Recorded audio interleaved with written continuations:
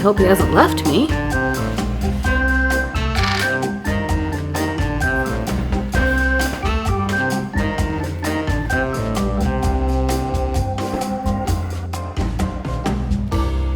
Hi, welcome to my video. Oh my gosh, it's so bright today. If it's your first time here, welcome to my channel. My name is Aneela. Oh my gosh, the sun is so bright today. Finally, it came out. Today has been such a snowy day in Toronto, and I'm headed out to get some groceries. The video I'm sharing today is a meal planning video, not a meal prep.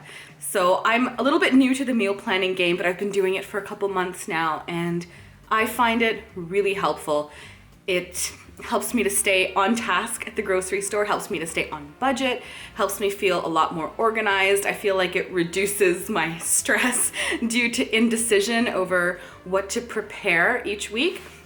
And so today I'm going to show you how I come up with my 5-day meal plan. Now, I'm not saying that you have to plan the way I plan. Obviously, everyone's planning system is unique to them and it should suit your needs, but I'm going to show you how I plan food for the week ahead. All right, let's get started. Well, I mean, I'm going to the grocery, but I'm going to show you the plan that I came up with a little while ago. All right, bye.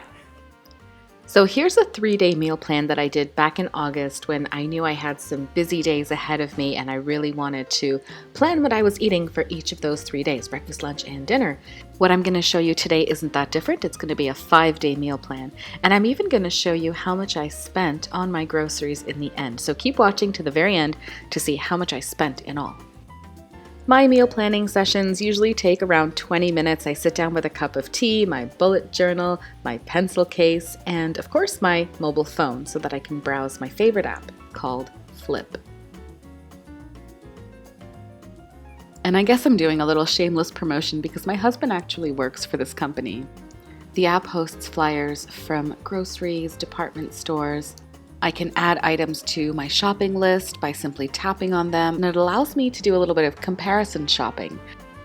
Also, I'm someone who price matches, and the app allows me to really easily and efficiently keep track of the items that I want to price match for when I'm actually at the grocery store. I'm not really sure how this eye of round roast got into my shopping list. I must have been a little over-enthusiastic in my tapping. I typically spend anywhere from 5 to 10 minutes browsing the flyers, adding those items to my shopping list, which I'm going to incorporate into my meal plan, as well as my favorite items that I shop for all the time. Because I'm making a 5-day meal plan, my page is divided into 5 columns with 3 rows for each meal. Now, like any sensible person, I should probably use pencil, but I really like writing with pen. And right off the bat, I had to pull out the correction tape because Monday breakfast and lunch have already gone by. I've already made breakfast and I've already packed lunch for Pranav. So I whited out that line and I have a little section here where I'm going to write all the juicing elements that we'll require this week. My husband and I both enjoy cold pressed juices, but of course it's very expensive to buy outside, so we have our own juicer at home. The juicing ingredients typically don't change. I usually get the same stuff every week, but if I don't write everything down, there's a really good chance that I'll forget one of the elements.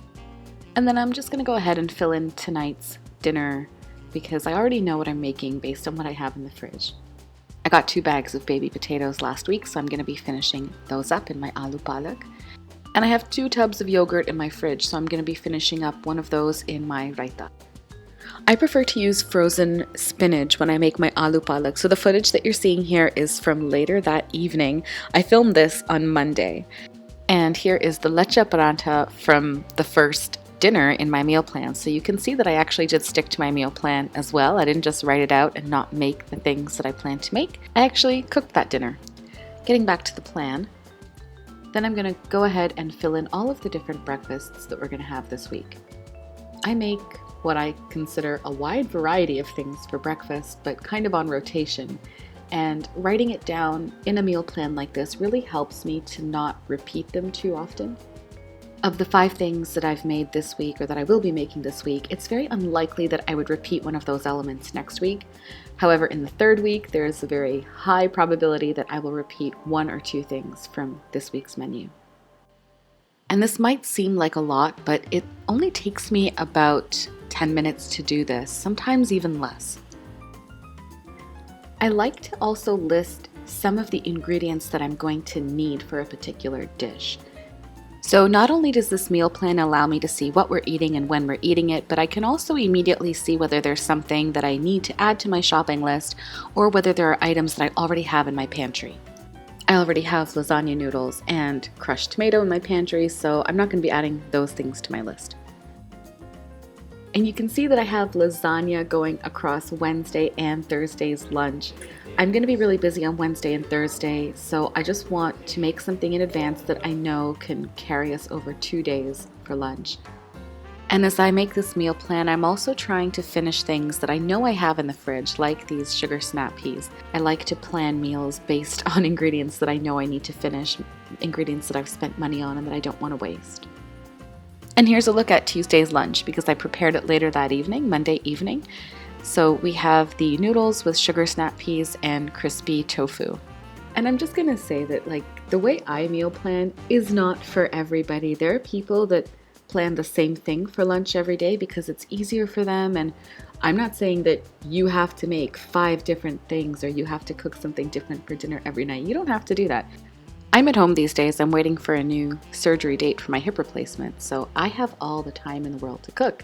But if you're really busy, it might be a good idea to make a huge one-pot meal on Sunday and then portion it out. That'll free up a lot of time for you.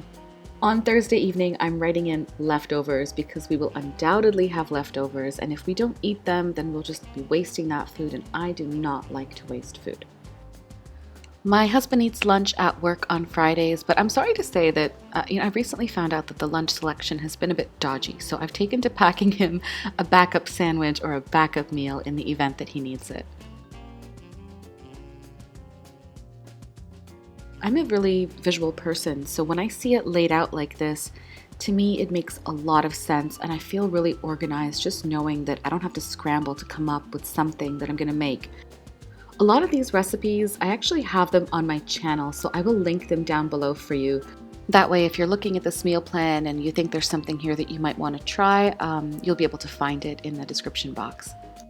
Once I've made my plan, it's a lot easier for me to make my shopping list. So items that I already have in my pantry are on the right side, and items that I need to purchase are on the left. Hey.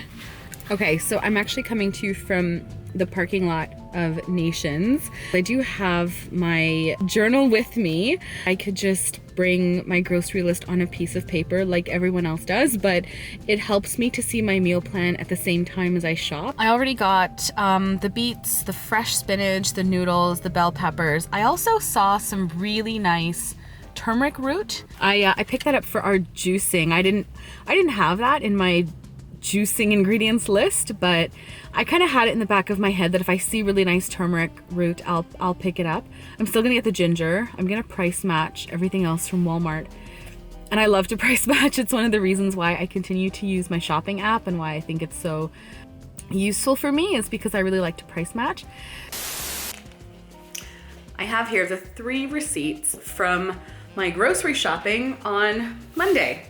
I don't think it's a real indication of what we spend on average because there are a couple things that I might pick up in the week, like a fresh loaf of bread, but it'll give you an idea of how much I spent based on the meal plan that I made and whether I did really stick to my list or not. So I'm gonna tell you how much I spent. So I went to 3 different groceries in the Stockyards area of Toronto. I went to Walmart, Nations, and Metro.